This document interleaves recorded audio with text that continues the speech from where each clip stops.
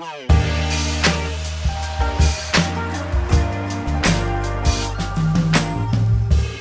welcome to the Locker Room, where we break down sermon stories and scripture for the race of your faith. If this podcast has been serving you, hit follow and the notification bell. That way you can stay up to date on all of our episodes. Jamie and Mike Bartlett, it's such a gift to have you at the table. Mike is the lead pastor of Redemption City Church, which we'll dig into the context of how that's even connected in a little bit, to Crossroads, and Jamie Bartlett is our adoption and foster care director, and so much more. You guys are so much more than just those titles, but for the Crossroads people, that's how they're connected. I'm sure you've seen Jamie talk about our foster care and adoption ministry here on Sunday mornings, and just awesome to have you here. Are you guys doing well? Yeah, great to be here. Yeah, it's exciting for us to just be able to sit down and share all that God has done. So thank you for the invite. Absolutely. Why don't you tell us first about just your family? Sure. It's I know that's like a humongous question for you guys. How do you summarize our family? So we are parents of 4 biological boys. Their ages are 11 to 16. And then we have a daughter through adoption, and she is 22. And then we are mom and dad to many others that have been through our home through foster care. How many? I think we're over 20 now, is it? I think we're at 25. Okay. 25 foster kids. Yeah. And when did that start, that journey? 9 years. 9 years ago. 9 years ago. 9 years? Yeah. Man. Wow. Yeah. So we've had a lot. We usually have a few at the same time. So Okay. Has that all been since you've been here in Michigan? yes. Yeah. Okay. Mm-hmm. So tell us about, when did you two meet, and what was that like? Man, when did You're we- going way back. Nice. Yeah. Well, we got to go there, and You then gotta go Florida, there, and then yes. Minneapolis. And Okay, so I'll share a journey from my end because I started off here in Michigan. So I graduated from Grand Valley with my degree in social work. I didn't become a Christian until my junior year of college. And so once I graduated, I'm like, I need a fresh start. Like, this area had a lot of memories for me, and I wasn't ready to quite dig into all of them yet. So I'm like, where can I go? Where can I go? So grad school was the next best step, I thought. And so I had a group of friends in Philadelphia. So I went out to visit, and they're like, oh, look around at these grad schools. And there was a seminary that I was intrigued by about getting my degree in counseling. And so I was like, seminary, never envisioned that. But I liked the school and the atmosphere. And so I moved, and they had like student housing. So there was room for, I think, like 20 guys and then 20 girls. So I moved into that. And right when I moved in, everyone's like, oh, you got to meet Mike. And as I would find out later, like the majority of the people that stayed in student housing were international students. And so they saw blonde single girl and there's a blonde single guy. That was it. Of course, they're going to hit it off. Yeah. Mike was a youth pastor at the time, and he was on a mission trip with his youth group. And so when he came back, and then we officially met, and I was like, oh man, this guy, he's not my type at all. Oh, sparks didn't fly. So true. What were so- the things that made you say that? He was so smart. Oh. And just like academics were his thing. And I'm like, not that type. And so initially I think we were intrigued by each other. You know, that whole mystique. like Very distracting, you know? He You're trying was to study and be in the word, and, you know, who's this girl coming in here? Who's So- like attractive. You know, you don't usually think seminary as like a major spot to like, you know, catch to the chicks and stuff. Yeah. So this is where the guys are studying Greek and Hebrew, and so, you know, this was... that didn't get you going the Greek and No, Hebrew? no, I was more of the counseling side of things, right? Of just like dig into our own internal motivations and our trauma. And so it didn't take long though. We started, I think, going for walks together. Yeah. And then, there was a Sunday that a lot of people went home for the weekend because it was the last like weekend before the fall semester started. Yeah. And literally it was just Mike and I left. Yeah. And so I was like, well, this is awkward, you know, it's just you and I here. And he said, well, let's go for a walk. There's a really pretty lake nearby. And so we went for a walk, and he did this whole spiel of like, I would never date anyone that lived in student housing because what if awkward. What if it didn't we work broke out? up, there's 20 people that live Right. here. Yeah. We would just, it would be so awkward. And I was like, this guy thinks I'm into him. And I'm totally not into him. But I kind of like, was. that's assumptive. Yeah. Well, I was like, well, that makes total sense. I also would not date anybody who lived in student housing. Yeah. And so then it was about a week later, we were on a walk, and he said, do you remember when I told you I would never date anybody in student housing? And I was like, yeah. And he was like, could I change my mind? Like, would you be my girlfriend? Oh, and so I was like, wow, that changes in a week. And I literally, like, the next time I was talking to my parents, my mom was like, what? You said this guy was totally not your type. I'm like, he totally isn't, but it somehow works. Yeah. And so. And the defining piece of that, of course, was that first walk.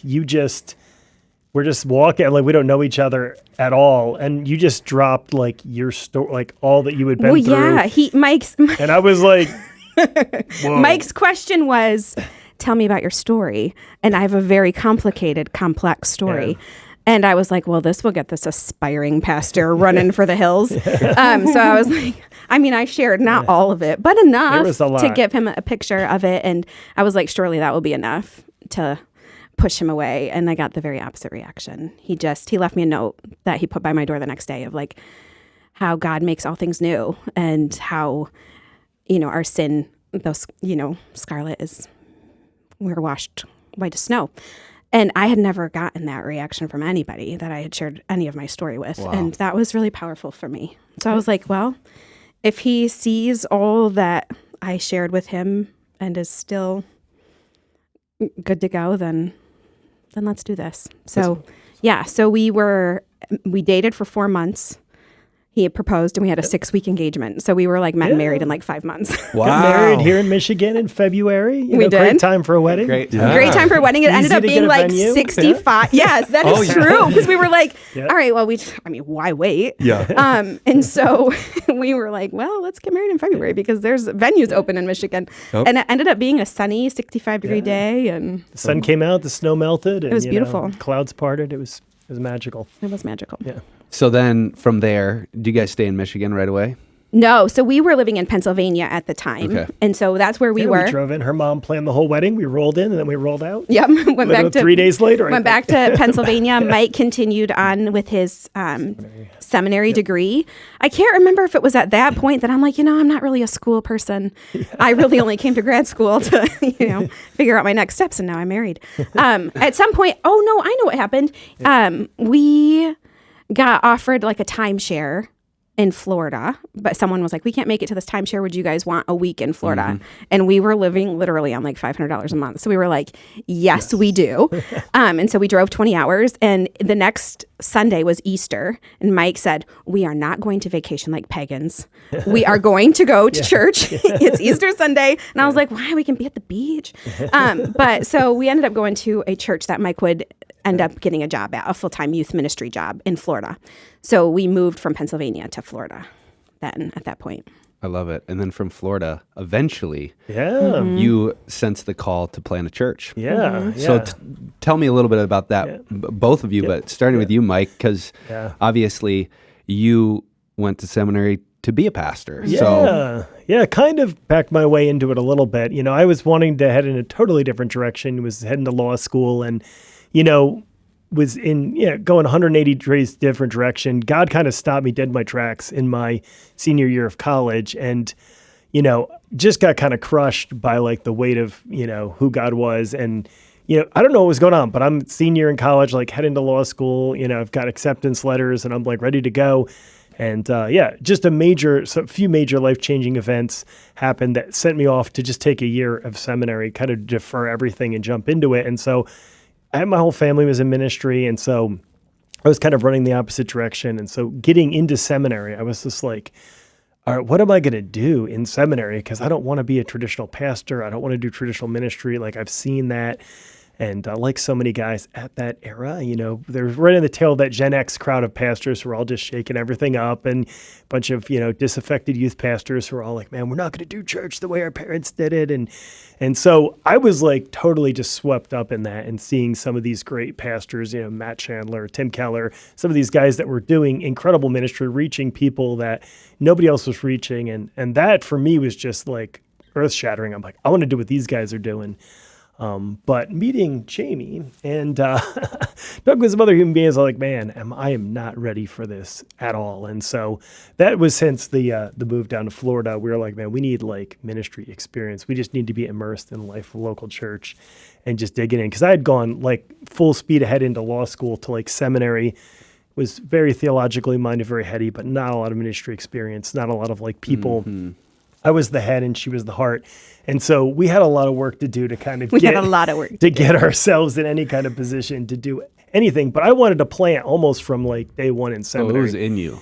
It was just, I was like, man, this is where it's at. Like if you're going to do ministry and the era I was in, you know, anybody who was around 20 years ago, like church planning was like the thing. Everybody who was doing anything, that was kind of what everybody wanted to be a part of at that time. And so it was in the air, and God was doing a thing in that season. There have been, since, a lot of wreckage from that too. Not all of those things went well, but man, it really caught my imagination early on.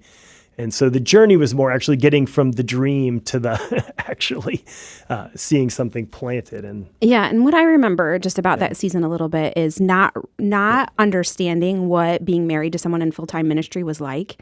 It caught me off guard. And I'm so thankful because during our season in Florida, there was a couple that lived right next door to us that had been missionaries and a church planter and a pastor and his wife. And they just really helped me understand it because I'm like, I feel ignored. I feel pushed aside.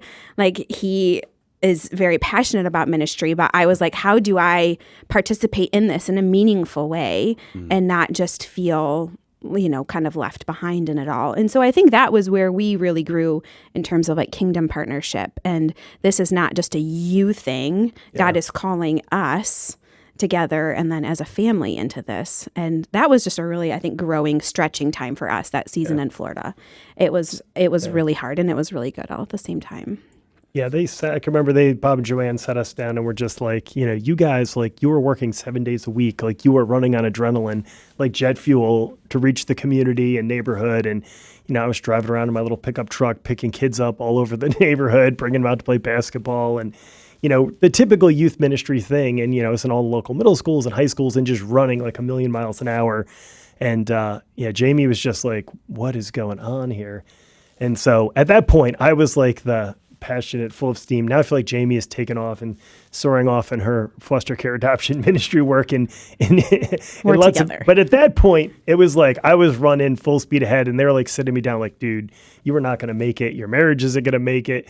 Like, if you don't slow down, stop working 7 days a week." Like ministry was my life, and at that point, I was like, I just need to get as much of it as I can because I'd come out of a totally different background. So I was like, all right, I got to get into this. Mm-hmm. So that's a good word for like everybody in our culture. It's total burnout culture. Yeah. So what were some of the things that you guys learned in that season to come to a sustainable pace? I think Sabbath was a big one of like, and that was, the counsel that we got of the importance of just the Sabbath, of taking a day off. And that was ingrained in us. You know, it has shifted how it has looked, but in that season it was, all right, we take a full stop on those on that day and just celebrate all that God has been doing. Yeah. Remember that. Yeah, and we're in Florida, so we're like, half mile from the A1A. We literally could like walk down and just be on Delray Beach. There's like a mile of beachfront, palm trees. And so honestly, just walking, like, Eugene Peterson talked about this a lot in some of his memoirs, with spending time with his wife walking. Like I was going 1,000,000 miles an hour. So for me, just to walk with Jamie on the beach, like just that's kind of slow down pace, speed, like prayerfully, just listening to each other, being present for each other. And that was huge. And I think particularly once we had our first kid, I can remember there was a stroller. So that really slowed us down even more to like the speed of relationship here. For sure. And instead that was, of just like, I remember very distinctly being on the beach when Mike brought up church planting. And at that point, I didn't grow up as a Christian. And so I had never heard about starting a church or church planting. It sounded arrogant to me. Yeah. It sounded, when Mike first brought it up, I'm like, why on earth would you start a church? So let's talk about that. Yeah. Because I know a lot of people that say, wait, why does church planting matter? Especially now we drive all over the place. We see physical church buildings all over the place. So when people ask you that question, like why church planting, how do you answer it? Let's see, Mike. What was your answer to me? What was your answer to Jamie? When I asked?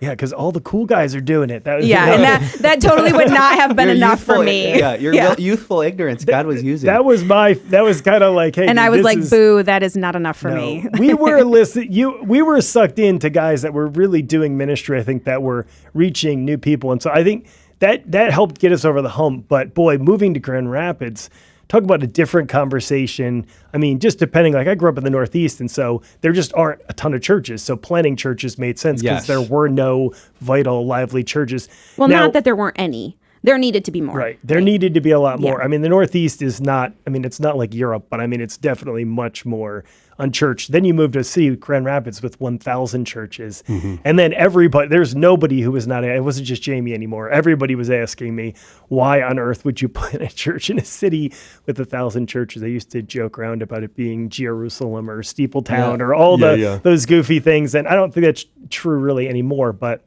still, the skyline's dotted by churches. Well, and I think in that, so to backtrack a little bit, once we were in Florida for 4 years, and then Mike got a church planting residency program in Minneapolis. And so we were there for a year. Where was that? At Bethlehem Baptist. Yeah. So we were there for a year. And in that was developing a proposal, right, for church planting, and then deciding where we wanted to plant. And you know, kind of at that point, we could go wherever we wanted. And Mike genuinely wanted to go back to the East Coast. That was his desire. Can we pause at that Bethlehem Baptist? Because I'm a Minneapolis guy. Oh, you are? Yes. I didn't know that. Minneapolis guy came to faith in college just at the tail end of, because Bethlehem Baptist, for those people that don't know, it was formerly the church. Is John still there technically, but just not the senior pastor? Yeah, he's retired years ago now, but he still lives right down the street. Okay. Yep, we lived right in his basement while we were there. So you lived in John Piper's basement, just a few blocks from the church. Oh my word! And that's a story in and of itself. Yeah, can we talk about it? So for those of you that don't know who John Piper is, John Piper runs Desiring God. What are some of his most famous books that he's written? Yeah, I mean, the one that really grabbed me, like Desiring God, you know, which he wrote, you know, The Meditations of a Christian Hedonist. One of those books that grabbed the heart of a generation. You know, some of the sermons he's done at Passion or One Day really catalyzed kind of a generation of us. What's the one that he talked about? Boasting seashells? only in the cross. That sermon. So many. If you were in seminary, like when I was 2001, I think it was Passion One Day, 2001 or 2, he did that Boasting in the Cross sermon, the seashells.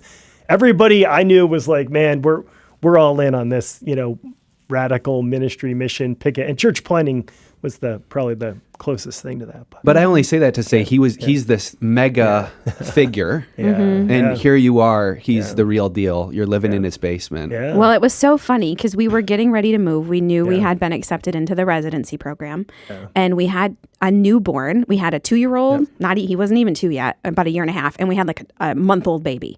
So we're getting ready to move from South Florida to Minneapolis, and we have no idea where we're going to live. Every apartment is out of our price range, and I am typically not anxious, but when you're moving with 2 kids under 2 and you don't know where you're going to go, like living in our car is not an option. And so I remember just being really anxious, and Mike was so steady. He was like, something is going to happen. God is going to come through. And I'm like, you are so full of crap. Like, I'm going to be in a hotel or something with these 2 kids while you're out gallivanting. And we are at our house. Moving boxes are everywhere because it's coming fast. And Mike answers the phone, and he was like, Hi, John. And it was John Piper calling Mike to tell him that we could live in his basement apartment. Wow. And so I'm looking, and Mike is like kind of blushing, you know, he's like pacing around the house. And so I'm like, he was apologizing, you know, for the lack of light. It's like, you know, it's a basement, you know, with, you know, it's one of those walkout basement apartments. So he's like, yeah, it's kind of stuffy. There's not a lot of space. And once Mike got off the phone, he was like, I don't care what his basement apartment looks like. I will go. I'll sleep on the floor, you know? Yes. And so it was such a good reminder to me, though, of like, not even that it was like John Piper offering a space, but that God provides, you know? Yeah. And so that's where we moved into his basement for that year. Yeah. And I remember just being thankful, I think, just for God's provision. I had a place for our 2 kids, and you know, and so close to the church. I mean, literally, he's right in walking. We walked everywhere. It was just a couple minute walk down to the church, and I think that's also where we got a vision for what does it look like to be in the city. To be in be in the city, and then also just be present in the neighborhood of where the church was. Minneapolis, amazing parks. I mean, I love Minneapolis. Everywhere. Yeah, we did a lot of exploring that year. At that time, the Metrodome. Yes. It actually collapsed. That was the year it collapsed. Actually, it got so much snow when we first moved in. All of our windows just got snowed under, and we were just living. Like, I was like, we went from the beaches of South Florida to like feet of snow. From literally months. South God Florida bless you. to Minneapolis. Yes. And but in that year, was part of our development of like, where are we going to go plant a church? And Mike really wanted East Coast, and I struggled because also during the year we were there, we got pregnant for baby number 3. And so I felt like I really wanted to be back in Grand Rapids by my parents. I knew that the demands that church plant. I knew enough of the demands of church planting to know that I would really need a lot of support. Yeah. And so there was this tension, right, of me wanting to be in Grand Rapids, him wanting to be on the East Coast. And I remember we fought about it a lot. Oh, yeah. And then there was one morning where I was just reading my Bible, and it was the Psalm where it says, like, no matter where we go, like whether we rest on the far side of the sea or go down into the depths, I'm going to botch it. But it was that, like, there's nowhere that we can go where God is not present. And so at that point, I was like, okay, if we go to the East Coast, like, God is going to be present. He will sustain us. And just that surrender lined up at the same time where we were coming to Grand Rapids just to visit my parents. Yeah. Okay. And we knew a mutual connection, Matthew Westerholm, who was leading worship at Crossroads, helping lead Off worship. and on. Yeah, he was at Cornerstone, actually, leading their chapel program. But involved here at Crossroads. And he said, he preached actually more at Crossroads at that era, actually. Yeah. So he just said, hey, well, you're in Grand Rapids. Why don't you meet with the pastor of Crossroads? And at that point, Mike was like, fine, I'll check the box that I at least looked into Grand Rapids. And so I was anxious about just what that conversation would look like. And you can speak a little bit more into that. So you're meeting with Rod at this point? Yeah. I just we're kind of just prayerfully just saying, what's God, what are you doing? And so, I was like, I got to meet with Rod. He's like one of the guys that was, specifically recommended for somebody at Bethlehem. And so like, talk to these 3 people. Here's who we know in Grand Rapids that would be good to talk to. And of course, not knowing Rod at all, I just walk in there and I'm just going to be like, this is like, clearly you planted a church here. Like, there's good work happening. There's churches everywhere. There's publishers. There's colleges. And I'm just thinking, he's like, yeah, dude, like, what are you even thinking coming here? And so instead he's like, dude, are you kidding me? We need more gospel churches in this city. And so he's just like going off on like telling me his story about wanting to plant in Chicago. And he's like, man, I wanted to be in the big city. I ended up coming home, and just how crushing that was. And I was like, I know I wanted to plant in Philly, and here I am in Grand Rapids, and my wife's family's here. And so we're just like totally like incidentally, not even like not knowing each other. Yeah, he thought for sure that Rod would talk him out of Grand Rapids, like we're like, this really isn't. And so when we both were like trying to, talk about our stories about how we didn't want to be here. And so it was this really weird, I was like, what is going on here? And then Rod, being Rod, was kind of like, man, if you come, like, you could office there with Dave Giroux. Like, you can get a cubicle there. He's like, you could like launch your church out of here. And I'm just like, Rod knew John Piper from back in the day. They had some connections or something. And so I was just like, man, what is going on here? It just seems like God's kind of rolling out. Yeah, Mike came home from that, like, both excited and also like he was pale, like just, I cannot believe what just happened. Yeah. And and what I loved in that was just the kingdom mindset, that Rod has. That has very much shaped Crossroads of like, we're not just in it for ourselves. Like we have kingdom partnership in mind. And Mike's like, looks like we're coming to Grand Rapids. So you were convinced after that conversation? Well, I mean, I talked to Matthew Westerholm first, who was like living in Easttown where we ended up planting. And he was, again, trying to be like, yeah, dude, this neighborhood like is where everyone who's not a Christian in Grand Rapids is living. Like, you're just going to find different faith backgrounds. I mean, all the things that like people are, and I was like, ooh, that's intriguing. They also helped explain Grand Rapids. I can't remember if it was Matthew, but as like a donut. Yeah. And you go into the suburbs, and there are a lot of churches, but the city kind of being more limited in its gospel centered. The city is, where people were going to run away from their spirituality, run away from their religious upbringings, a conservative church background, and so. That was like also intriguing to be like, ooh, challenge accepted. Like, what? There's a place in Grand Rapids where there are people that don't believe in Jesus, that don't go to church, that like are living different lifestyles and have different values. And that was really intriguing to me. And he introduced me to a bunch of college and seminary kids, and being a total nerd, like just the amount of seminaries and like colleges and bookstores. And he was like, oh, you got to go check out Baker Bookstore and go to I was like, whoa, this whole this community is like, so many young people and that it began to, I met with 3 different pastors and all 3 of them were like, we would love to have you come. Joy, we need more pastors come and preach the gospel. And I was just like, I don't know if it's just those 3 people. I just happened to hit the 3 people that were, but it was like by the providence of God, I was like, there's no way the 3 pastors from Grand Rapids would all be like 100%, you need to come here and plant this church. I was like, what is going on? And I'm going to Philadelphia, and a lot of the conversations I were having were like closed doors. People were like, oh yeah, we just joined a church plant over on, downtown. And I'm like, come on, man. Like, and he was trying. I was trying hard, but it seems like God was opening doors here and closing doors there. And I don't know if Jamie was just praying more or what, but I was more spiritual.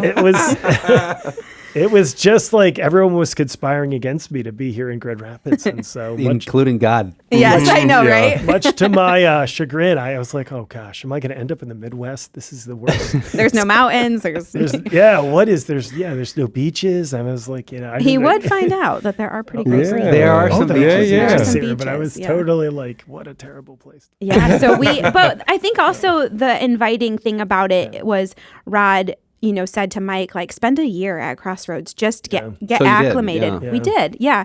We spent a year here just getting acclimated to the area while also doing, kind of some, launch team meetings and those types of things. Yeah. But to have a year here, we moved to Grand Rapids. We had our 3rd baby 6 weeks later. Yeah. And Trey, you're kind of right in all of that with your family right now. Like, you just got, in June. you got a lot just to, navigate as a family. And that season was pivotal for us to have just a year to be here before we started officially meeting. So did you know East Town coming in? No, not at all. I was just like one of the first neighborhoods I was introduced to. And immediately I was intrigued because I'm like, oh, this is where this is where church plants come to die. Like everybody's trying to plant churches in this neighborhood because it's kind of the cool, hip, alternative neighborhood. And so. And we watched a lot over the past 12 years, like that don't make it. Yeah. And so, for sure. especially in the beginning, there were several that didn't make it, but learning from that experience and so it was very much like as I'm looking around and we're seeing other church plants were popping up at that time. That felt like the empty space, and I think just meeting at Matthew Westerholm's house, I just remember being there, walking around, looking around, seeing the neighborhood. I'm like, oh, this is it. It's right. The colleges were right nearby there. I was like, this is like such a melting pot for.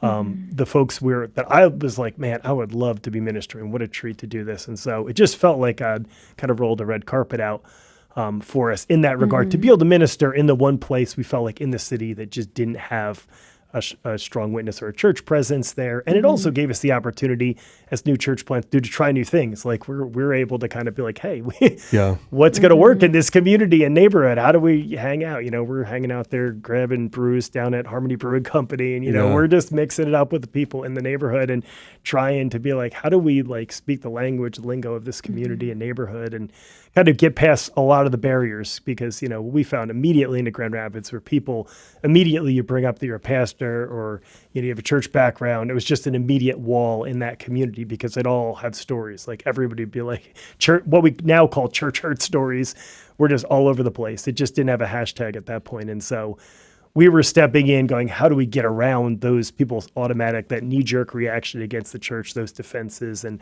how do we be an authentic, genuine Jesus community in this neighborhood that totally is been just turned off by religion in general, and particularly some of the darker parts of Grand Rapids culture. So how did you do some of that? Yeah. I mean, I think part of it was, it's Grand Rapids. So at that time, like it was a big thing. It was like Beer City, USA. When is this, by the way? Can we date this? 2012. 2012. We moved over. We were here at Crossroads like 2011. We started our gatherings in the upper room just across the street. That was when Crossroads didn't have a physical space. It was renting. They were still like a church plant. They're just a really big church plant. So we started meeting out of there, and then we found rental space at Aquinas College. So we were on the campus there which was literally across the street from where Matthew Westerholm lived. So, I mean, we were literally like within a stone's throw of that area. And so immediately we're on a college campus, which was something I totally wanted to like, hey, let's reach students. We were at Aquinas. We had a big group of Catholic students around. We're like, this is going to be great. What could go wrong? I mean, we got Protestant students from Cornerstone. We had big connections there. Calvin. I mean, we got the Reformed folks. I mean, And I think in that season, what Mike does really well is just listens to people. And I think that was a lot of it, of just being willing to sit with people for hours, which he still does, to just listen to people's story, to recognize the pain that they've experienced. I think the way that I experienced Mike when I first told him my story and the way that he responded, he was able to do that with a lot of other people. People just, I think, trust him, and so tell him a lot of things, and he just listens and reminds people of the truth of the gospel. And I think that was really formative in that early stage when you are trying to break down some of those walls of hurt that people have with the church. A lot of it is just a willingness to listen and to say, I'm so sorry. That is not at all, what God intends. That's a good point too. The posture of coming in, not like, hey, dude, we're doing.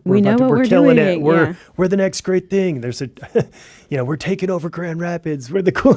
We're like, no, we're just coming in here to try and minister here, and in a lot of ways apologize for the way Christians had behaved. And I remember Donald Miller in one of his old books, Blue Like Jazz, set up a confessional and just apologized to everybody on this really progressive campus out in Portland or something. And I took that to heart. My posture if I'm sitting in, Sparrows, or if I'm in, Which is no longer around, is it? It's still around. Is Sparrow still there? Yeah. Well, I don't know if it's there, but they have a coffee shop right by in Kingma's. Oh, so it changed. There's one on Wealthy still. Is there? It's changed the name recently. There's a couple have changed. The Kava House is no longer Kava House. I'm just thinking, when you think back, I'm like, gosh. All the ones that were there, but whether young. it's a coffee shop or those spaces, that's where, I spent just thousands of conversations, and being here for a year, I could do that.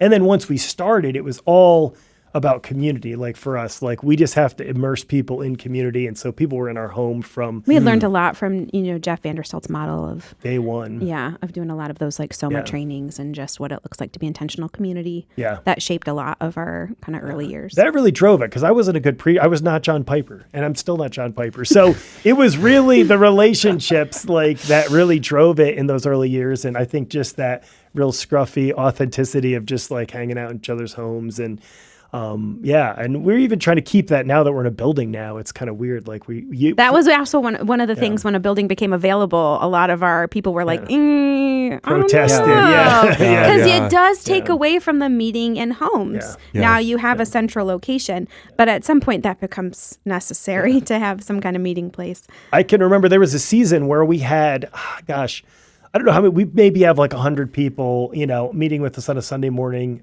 But we'd have 150, 200 people in communities, around the city. So people would be like, yeah, we go to Crossroads for the teaching because Rod's awesome.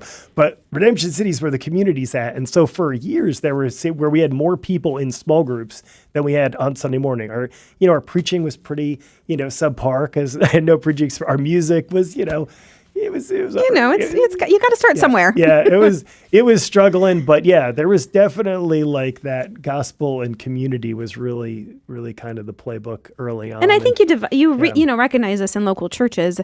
Every local church has its strengths where it just really sings, and I think ours has been community and still continues to be. Yeah. So I think finding our niche and, kind of what we do well and just embracing that. And it seemed to work in that particular neighborhood where people were really, they had to get to know you and wanted to see you welcome them in and Yeah, we would have people start community groups before they would come to church, let's see if these people really, live what they say that they believe. So that was interesting.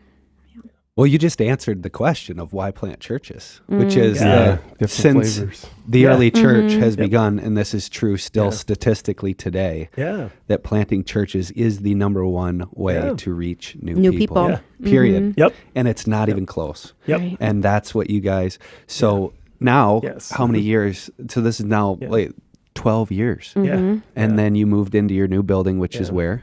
It's on the southeast side of Grand Rapids by Boston and Plymouth. Yeah. 2 miles south of Easttown where we're at. So I still run back and forth from Aquinas College and stuff. It became available for us, during COVID, everybody, we weren't allowed to meet at Aquinas because they kicked out all outside groups. So, similar as everybody was trying to navigate COVID, we met in a park, we met in homes, we did all these different things. And then this building became available and it was all right, we have a home. And Jamie, tell me the story about moving over there with your family too. Do you care? No, I don't care. This is a beautiful story. This is a beautiful story. I think so. When the building became available, involved in the purchase of it was a house.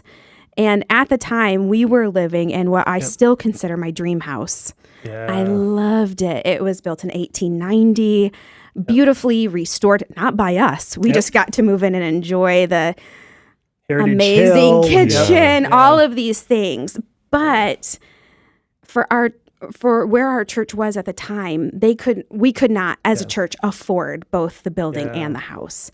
And so it became this conversation of, could we separate the house and have somebody buy it separately? And somebody being us, of course. Of course, it was part of it. And I remember a couple of things. I remember, one, we had, 10 people living with us at the time? Like all of our kids, foster kids, there were 10 of us. Yeah. I was like, you just can't transfer that anywhere.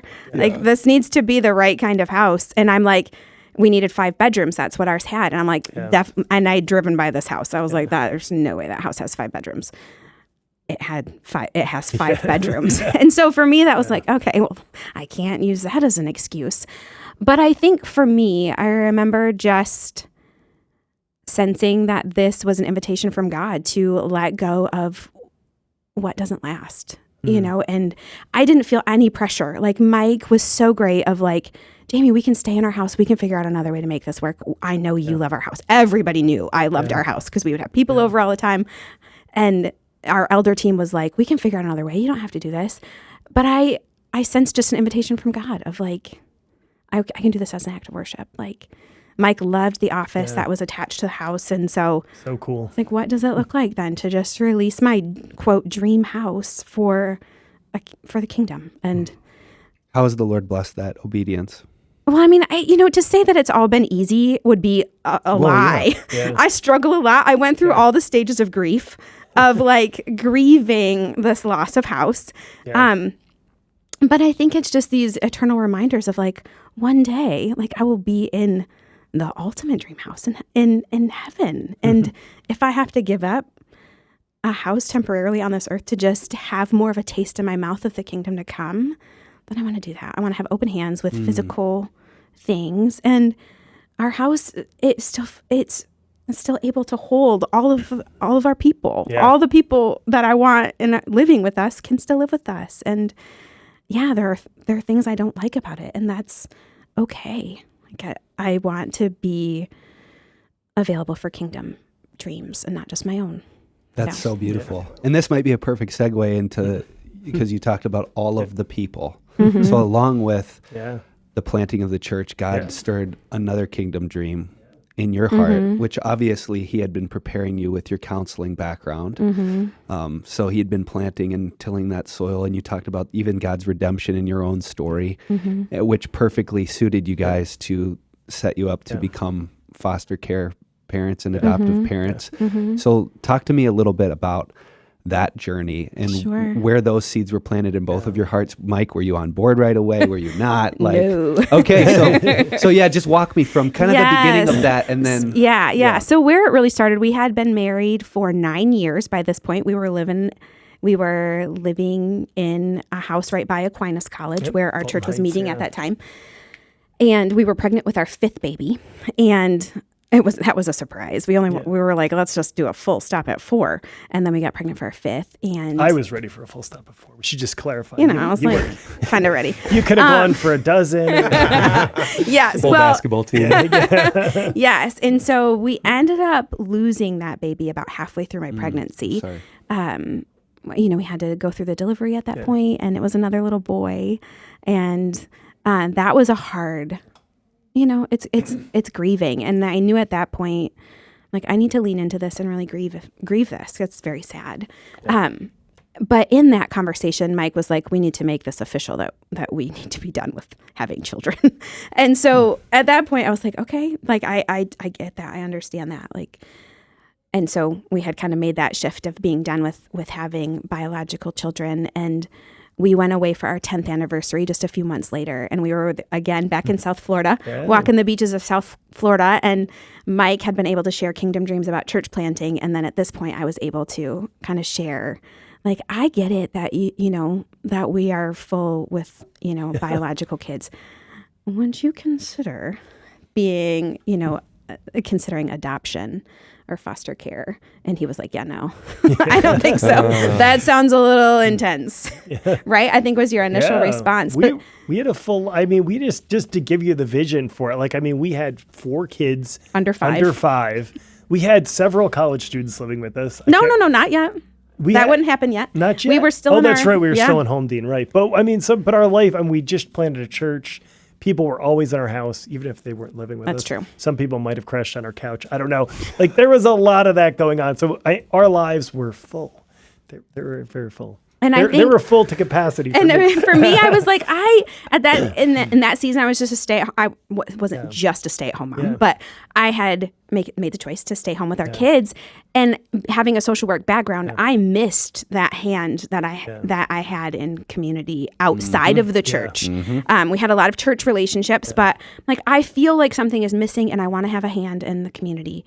And I said, this would be a great way to do that. We can welcome kids in. I'm already staying at home and have the desire to do this. And by the end of that anniversary trip, he was like, you do know we'd have to sell our house and buy one with more bedrooms, because right now we're maxed out. We were in a little starter house. And I said, okay, let's do that. And that was when we bought then our dream house of like bigger, more bedrooms. But by the end of that trip, he was like, okay. He was like, you have really rallied and supported my dreams of church planting at great sacrifice. So if this is what you want to do, let's go. So how to do that in your heart?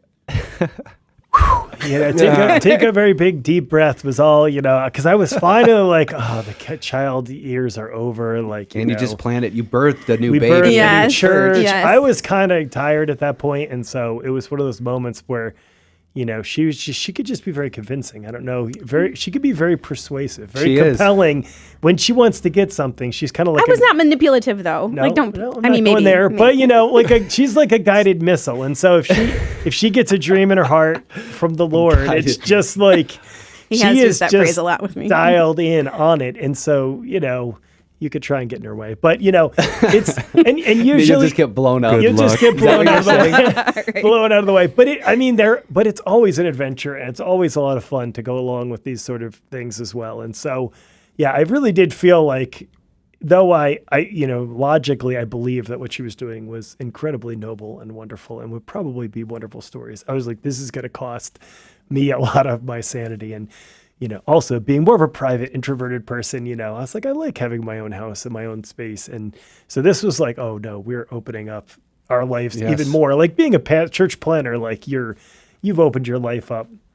But you get into foster care, it's like, man, there's people coming in your house. There's like caseworkers coming in. There's like people, all the time. It's just like your life is just like you're living in a fishbowl. And so it's a very different world of life. But so I kind of jumped in like church planning. I was kind of like, man, I see the vision. It's going to be compelling. It's probably going to hurt a little bit. And it has hurt. It has. It has hurt. But God, you have seen some amazing stories of God's redemption, which is, by the way, Redemption City, great name. Mm-hmm. We're both suckers for redemption.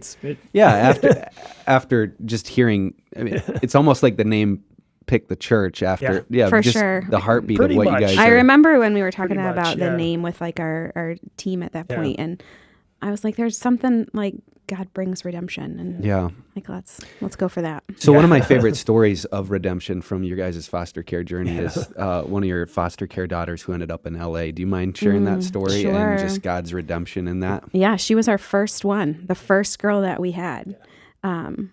And I remember, so we moved to our bigger house, and 6 weeks later she moved in. I had known a little bit about her story, but knew that some significant abuse had taken place. How old was she? 18. Okay. Yeah. So in Michigan, you can be in foster care till you're 21. So she was kind of on the tail end. And she had been living with us for several months at this point, and she had just so much hurt and trauma, and but I had a really sweet relationship with her. She and I think because I had some trauma and abuse, like I could relate to a lot of the anger sometimes that they felt and the confusion, and I could relate to that a lot. And so I think I was able to build trust with them fairly quickly with the girls that we've had with us. But there was one time she left during the middle of the night, and I remember being like confused, like, what's happening right now? You're not here, and texting her. And she was like, oh yeah, I got promised a great job. I'm in LA. And what are you talking about? What job? And you know, if you understand the foster care world, like girls in foster care are significantly vulnerable to trafficking, just because they're vulnerable, you know, without a lot of support and no family. Yeah. Yeah, no, not really any family to care for them. And so she said, I got promised this great job. It's going to be amazing. I'm finally going to have my fresh start. And in my head, I'm like, red flag, red flag, red flag, you know, red flag. Yeah. But I didn't want to freak her out too much. So I said, you know, don't let anybody take your phone. Like, keep it, you know, somewhere where you're able to keep your phone, and keep texting me and letting me know like how you're doing and what's going on. So over the next couple of days, I couldn't sleep. Like, I was just so heavy for her. And you knew it wasn't good news. I knew it wasn't good. Mm-hmm. Yeah. And finally she texted me and she said, I think they're drugging me. Like, I'm going, you know, I go to sleep and I wake up and I don't have any clothes on. And so I'm like, where are you? She's like, I don't know. I'm somewhere in LA. And I was like, start taking pictures of where you are. Like, if you're out doing anything, take pictures of road signs, like anything that you can discreetly. And so she started doing that. Well, at that point, I'm like, I have no idea what to do with this. Like, I'm stay-at-home mom. Yeah. Just got done cleaning the bathrooms, you know? You're no private investigator. I'm not, right. And so, but I connected with Homeland Security and the FBI. And I said, hey, here's the situation. I don't know what to do with this. And they said, you start sending us what you got. Whenever she sends you pictures, send it to us. And so they were able to put some pieces of the puzzle together. And I was like, all right, I'm catching a red-eye flight. Like Mike, I remember Mike stopping as I was getting ready to leave for the airport and just putting his like hands on my head and just praying for me of like, you're going into this situation, you don't know what's going on or where you're going to, you know, what's happening. And so he just kind of commissioned me to go with God. And so I flew to LA on like a red-eye flight. And when I landed, I got met by two like hulky, you know, like Homeland Security guys. If they're like, we think we figured out where she is. And I was like, okay. So we drive to the house, but it's not the one. It's not where she is. And they're like, okay, we have a couple options. Let's go to this next one. So here I am. It's like 4 a.m. We're driving through LA. like wow. And you don't know what you're going to encounter. I don't know what I'm going to encounter. I have no idea what's happening.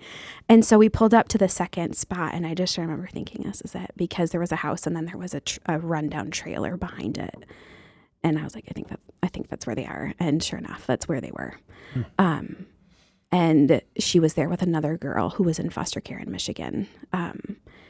And I just remember feeling so thankful that, you know, like a needle in a haystack, like that we were able to kind of find them where they were. And so they wouldn't share anything with the Homeland Security guys. And so they just said, take these girls to a hotel, like make them feel safe and see if they share anything with you while we stay and, you know, arrest these guys. And so we got back to a hotel, and I just remember they both fell asleep, and I just bawled the whole time.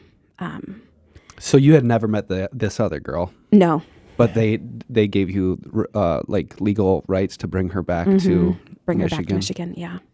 Yeah, so I got to fly back here with both of them. But so when you say, Mike, that you realized that you were going to be open to new pain, you did not expect this, I'm sure. No, I was definitely not at all. And not aside of Jamie I'd seen. I mean, she literally was like, you know, she was like... You're a superhero. She was just hanging at home with, you know, she was all of our boys. She was a super mom at the moment. But at that point, she went to super foster mom status. And, you know, I was just like, I have not seen... But again, it's like the guided missile thing. She's like, she saw these girls needed help, and she was going to, you know, do whatever it took to get them back. And yeah, she harassed the Homeland Security and the FBI until they finally took her seriously and actually showed up and met her there. So yeah. Yeah, and since then, I've seen her take off on similar journeys around the country and retrieving lost girls, and and so it's been quite a ride. And then, so when you brought them back, though, what was that like? That was beautiful, like in a lot of ways, of just for that girl, the one that was living with us at the time. I just remember her saying, "I can't believe you did that. Like that you would come for me like that." And of course I love you. Like God loves you. Like you are not lost. You are not too broken. Like I would go anywhere for you. And she ended up living with us for several years, and now she's married and she has 2 kids, and she named her boy after one of ours. Of just And she became a Christian, didn't she? She did. She did. Not right away. And her husband did too. Like it took a while, I think, for her to unpack some of the pain and trauma that she had experienced, but she was very open. And it's just been a beautiful redemptive story. Yeah. And have you seen healing and oh, for sure. big ways. Yeah, big ways. I think, when we say we believe that God is a God of restoration, but when you're able to see girls bring their pain and their trauma to him, and I've had to do this too, and I still have to do it, of where I'm willing to go there into some of those harder memories and bring them to God and say, I don't know why all of this happened, but I trust that you are good and that you make all things new. It continues to be a very powerful thing for me to be involved in, just as I see healing taking place in the girls that we've been able to have with us. Has it mainly been girls in the foster care? We had one boy and he was a wild ride. Yeah. Continues to keep us on a wild ride. Yes. But other than that, it's been all girls. How have you done it? How have you planted a church and fostered 20 kids and have your own kids that are bio kids and adopted? Yeah. What keeps you guys going and sane? I mean, I'm all right with a little insane. I think I like a lot of activity. I like having a full house. And I like continuing to push myself out of what's comfortable, out of what, quote, I think I can handle. It's this whole, again, goes back to kingdom dreams. What does it look like to really, and this will look different for everybody. I'm not saying it's prescriptive, but for us, living for the kingdom means that we're going to make these things a priority. And there's going to be seasons that are uncomfortable and hard. And we are surrounded by a community of people to support us and rally around us. And, not very few of our friends actually foster or adopt, but they support us. And that is huge, huge benefit of being just part of a local church and community. So tell us a little bit about now the ministry side. So how is your role kind of, what was the inception of your role here at Crossroads? Sure. Oh, that's a fun story. Yeah. At Crossroads. And then I want to get to where the ministry is now, because what you shared at staff meeting today was unbelievable. So we'll get there. But first, Yeah. So all of our kids, a few years ago, were all in school all day for the first time ever. We finally reached the point where, oh my word, they are all in school. I tried my hand in homeschooling. That's not a great fit for me. I'm not organized enough or detail all of the things. And so Mike was like, these kids need to be in school. Yes, I agree with you. So for the first time they were, and I was like, okay, well now what do I do now? I've been a stay-at-home mom at that point for 12 years. And so I was like, what do I do now? And Mike's like, you kick your feet up and you take a break. Take a well-deserved rest. Take a well-deserved rest. And so I was like, I'm trying, just there was too much time. There were things I could be involved in, but I had a lot of time. And I told Mike, I'm like, I think I want to get a job. And he was like, okay, that's fine. Let's start, but I just didn't find anything that fit right. And then he came home from lunch one day with Rod and he said, I think I may have found something for you. And I was like, what? Tell me more. And he said, well, Rod said that Crossroads is hiring for a director for their foster care and adoption ministry. At that point, we were still foster parents, still doing the work. And he was like, what do you think? And I was like, well, what do you think? Because that would mean me working for another church and you are a pastor of a different church. What do you think? And he was like, I think that's a win for the kingdom. If you can use your gifts to serve Crossroads, who has been such a huge gift to us, what an opportunity to give back to that. And so he was like, I think you should put your name in that hat right now. And I did. I sat down and just filled out the application, and I was like, I haven't had a job in a good long while. Had to explain get the resume, 12, the gap. Yes, exactly. I'm like, there's a 12-year gap here. I have been at home. We have been foster parents. I haven't just been doing nothing. And Stephanie Tesla received my resume and emailed me and just said, hey, let's sit down and have a conversation. I said, okay. So, and that was 3 years ago. So from there, how is where's the ministry at today? I think, what I love about my position and being involved in foster care and adoption, this is a work that's been a part of Crossroads since the beginning. And so it's always had a really special place, I think, in just the shaping of the church. And so I came in at a time when the, foundation had been laid for years of, people wanting to be involved somehow in this work. And so I just feel so thankful to just have been, able to build on what foundation was already laid.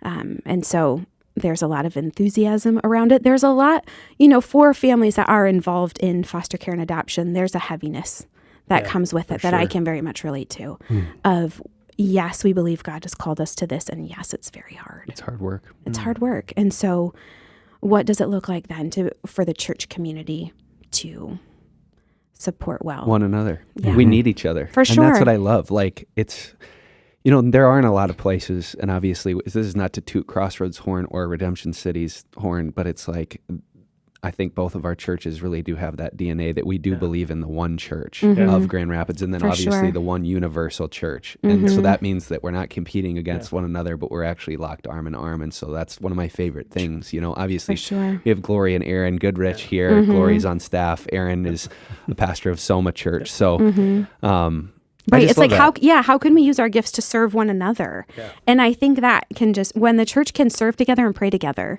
like that's such a beautiful thing when churches can join kind of in some of those things. And foster care and adoption just presents this great, environment in that it's too big for any one church to tackle on its own. I mean, we're talking about a large, problem. And so it will require all of us working together. And so, and when you guys started, you had partnerships with 4 churches, and today you said that there's now 60? Yeah. So when I first came on staff 3 years ago, my first thought was like, let me look up and look around because I don't want to do this by myself. Like, I don't know what I'm doing. I haven't ever run a ministry like this before. And so I connected right away with 3 church leaders who were meeting every Tuesday morning to pray. And that was Jody Lewis at Cottonwood Community Church, Sherry Smid at Calvary Church, and Wendy Cheek at Ridge Point Community Church in Holland.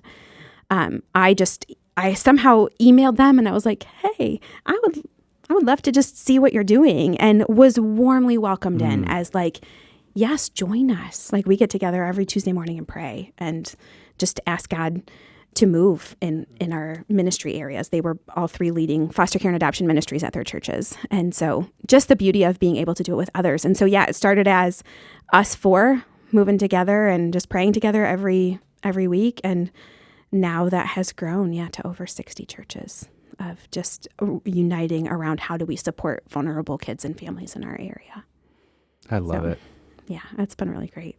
So what are you guys' hopes and aspirations for the next 10 years at Redemption City and the next 10 years of the ministry that you guys are plowing into with foster and adoption? Sure. You want to speak to? Oh man, yeah. I'm in some ways more of the same. I don't think it's like a brand new vision here. I love being here and being a pastor in this community, and so I think for me, mentoring young pastors, church planners is just a work I love to do. We love having seminaries around. We've always had a stream of young, promising seminary students who've come through our church, and we've been able to train up and send out. And so hoping to get plenty more years of doing that kind of beautiful work here in the city. Might dip my toe into teaching at some point here. That would definitely scratch some of that theological nerd itch that's still there from back in my seminary era, being a teaching assistant back in those days. So, I'm hoping when I get a little more margin, maybe go back to school and do a little more work with that. But yeah, I hope our church can continue to really lean into those passions, mine for kind of the teaching, training, equipping, and then to see our heart continue to grow in terms of care for the city and some of those works that, we're doing some beautiful things right now, but it's just exciting to see where this is going to go on a citywide level. Some of the work that's happening with CarePortal or happening with, Acts to Impact, some of these cool ministries, Laundry Love. I'm like, man, our church could really legit be making a difference, not just with, educated, upwardly mobile folks who are in the city and want to learn good theology, but also, people in the least of these in Grand Rapids. And so I hope that's a partnership, attention our church can hold together. one of the things, Mike, I didn't get to do it this last summer, but you've been a legend in my life, even though I haven't known you, just because of the way that you've equipped so many young, specifically preachers. I mean, can you speak a little bit of what you do every summer? Yeah, Oh, this is pretty great. Yeah, so we've been doing a preaching cohort for the last couple of years now, and so that's been something that, for me to just be in the lives of young men who are aspiring to teach God's word together and to be up at 6:30. And it got that, honestly, from Rod, actually. When I first came here 10 years ago, he was meeting with a group of guys, 6:30 a.m., and I'm just like, who wants to get up at 6:30 a.m. to study the Bible and, prepare for sermons? And so I was like, I clearly do. And then I was shocked to find that there's 15 other young guys. And I'm like, Grand Rapids is unique in that you have college students, seminary students, and people that just passionate for God's word. And so that kind of birthed the seed in my heart. And being a nerd, I'm like, I need to develop a system. Who's doing this really well right now? What ways can we train and equip and evaluate? And so, every summer now we'll have a group of anywhere from 6 to 15 pastors, and they get up every week and they'll preach a sermon, and they'll get feedback from the room, and they'll get to preach it live at our church, and then they'll get feedback that next week. And I think it's also been a great, sorry to cut in, opportunity for women sit in on those too. We have a lot of really sharp, theologically minded women, and so able to kind of speak into the shaping of a sermon and insights that they're getting. I think it's been a valuable space for them too.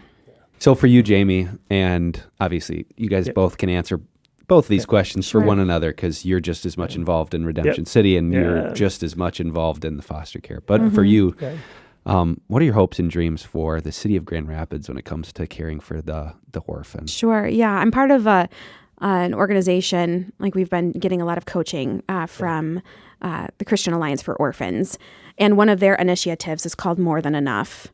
And their goal is to train and equip local leaders in their various communities to reach more than enough. And what that means is that there's more than enough support for biological families to stay together whenever possible, that there's more than enough foster families to welcome in kids when needed, more than enough adoptive families for kids that need a permanent home, and then more than enough wraparound support for the families from various churches. Wow. And so that's part of what we're working towards now. And that's going to take a lot of churches working together to reach that more than enough. We want to see the day when there are more waiting families than there are waiting kids. And so that's going to mean that there are families that are willing to say yes to that, to welcome in kids in their homes. And that's going to mean that there needs to be a lot of teams within churches to fully support them. And so our mantra is everybody can do something. You might not be called to directly welcome in kids into your home. And I don't think everybody should do that. And so I think it is a specific calling.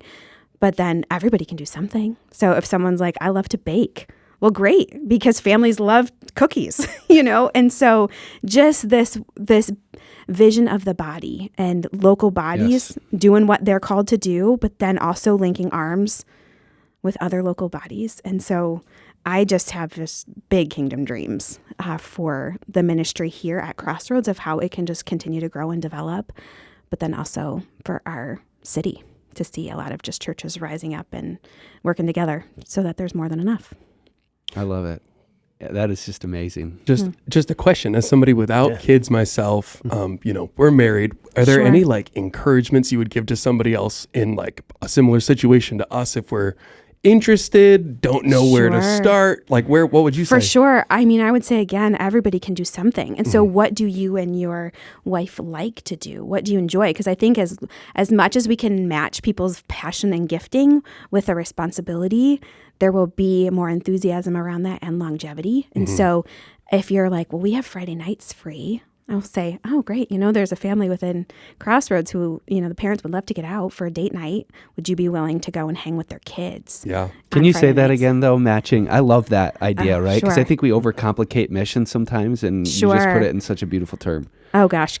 Wait, see if I can remember. Yeah, no. If we can match people's giftings and passion with a responsibility or, a way that they can help, that's just going to bubble up to this life-giving ministry where there's hope and joy and everybody's able to play a part in it. It's not just a one family's thing. It's the whole church can wrap around families. It's so awesome. And I mean, isn't that what we exist to be? For sure. As the body, right? Like Yeah. we have to know who we are and who God has made us to Right. be. Like, and then just like Mike fit. said, like I'm all heart. Like you put me in the brain space and I'm like, yeah, I'm sorry. Like, you know, okay. I tap We need out, that. but like we need the feet and the hands and all of the parts to work together. And I think foster care and adoption just create this really unique way, whether you're in a Bible study or you're in a house church, you know, all these different groups can work together to support families well. And what a beautiful gift that is to the church. I love it. Mm-hmm. Well, anything else burning on your heart, Mike? Man, I don't know. I would just say, particularly back to your question, like the heart of really foster care, it's hospitality. It's opening your home. And I think for us doing that with college students and young, you know, families, like just created the space and the imagination to begin to be like, how do we welcome people in full time? And so I think, you know, seeing more of that, you know, hospitality be at the heart of this welcoming heart of God, you know, in welcoming churches. I mean, I see a lot of see a bright future in all of that. So I do think as you're taking those steps to just welcome people into your home, make them feel comfortable, man, God could do some beautiful things. And, you know, he did it for me, for sure. As my comfort zone was slowly and not so slowly expanded, to see God begin to create some more room in my heart to welcome people in. And I think that's just been a beautiful thing. And man, it's been such a beautiful adventure following God into that and watching that vision unfold in our household and then in our church and then over here at Crossroads. And now I'm like citywide, I just think of us sitting in our little home on Home Dean and, you know, welcoming people into that kind of scruffy hospitality early on and just seeing God use that very basic skill. Yeah, I think of back to our staff meeting even that we had this morning of Rad talking about how, you know, he wants Crossroads to always keep that church planting culture of that gritty, we're willing to do whatever it takes kind of mentality. And I think as long as we keep that at the, you know, center of all of our churches and in our homes, I think God can do really beautiful things. Amen. Yeah. Entrepreneurial. Yes. Taking what you have. Oh, and for sure. Yes. And I making think lemonade out of that lemons. is why I have really, truly thrived in my role. And even Mike has said, like, I've grown just a lot. I think with, you know, Stephanie Tesla is my, like, you know, team leader. And she's just been amazing of like, Jamie, what dreams do you have? Like, how can we help you see those happen? And it's just been a gift. I'm so thankful. Which, by the way, is our staff philosophy here. And obviously, it's Ephesians 4 biblical philosophy of people that actually work for the church is to equip the saints for the work of ministry, that we all actually have work to do. And we exist here to equip others. And Jamie, you're doing such a good job doing that. You are an equipper and such a pioneer. And I have so much respect for you. And same for you, Mike, from afar. Like, obviously, we're just getting to know one another, but really thankful for the ministry that you are doing, how you're multiplying yourself in the lives of other young men and women. And it's such a privilege to be arm in arm here in gospel ministry in Grand Rapids. And your Father is well pleased in both of you. And I'm just humbled to even be in your presence today and to download a little bit of your life story for the sake of encouraging people here at Crossroads. So I'm really thankful that you took the time today to do that.